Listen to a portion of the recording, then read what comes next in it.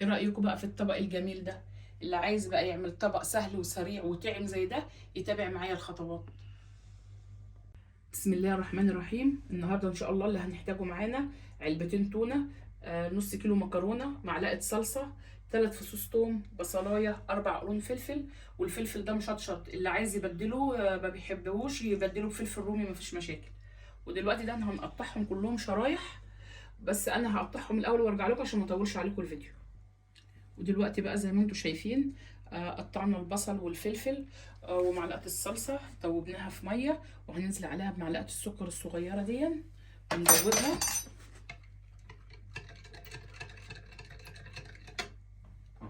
ويلا بينا بقى عشان نسويها.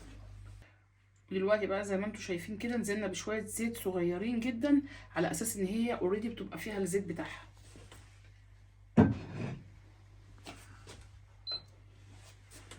دلوقتي بقى ننزل بالفلفل والبصل والثوم.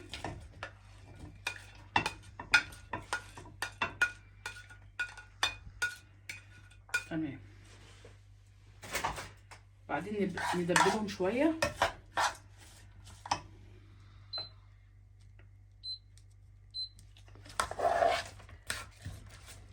وبعد كده ننزل عليهم بقى ايه بصلصه الطماطم، معلقه الصلصه اللي احنا عملناها دي. وفي الاخر خالص بنحط الثوم.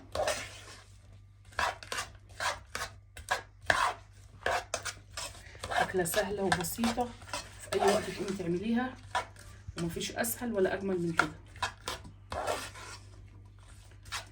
نعملها غدا تمام، نعملها عشاء تمام، كده كده ماشيه وجميله. احلى ما فيها انها سهله جدا.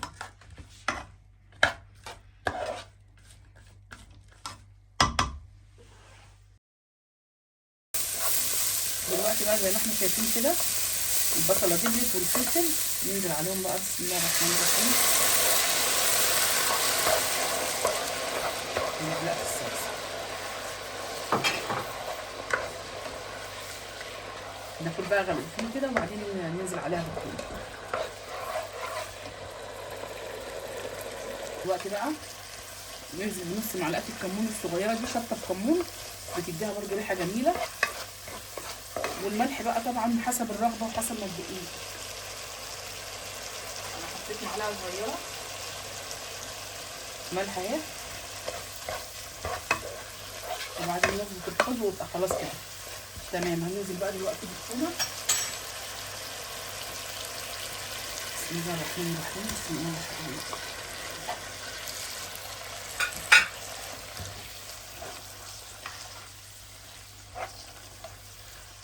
هنسلق المكرونه وتبقى كده الغدوه بتاعتنا خلصت. زي ما انتم شايفين مفيش اسهل من كده.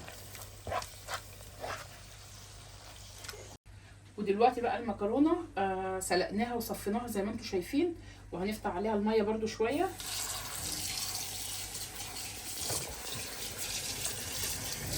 ودلوقتي بقى التونه زمانها استوت، نشوفها كده معانا. انا وطيت عليها ما شاء الله. ايه رايكم بقى؟ مش قادره اقول لكم بقى الريحه خطيره. يلا بينا بقى عشان نغرف، عشان الريحه جوعتنا والله.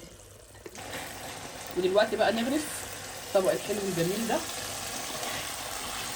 بسم الله الرحمن الرحيم.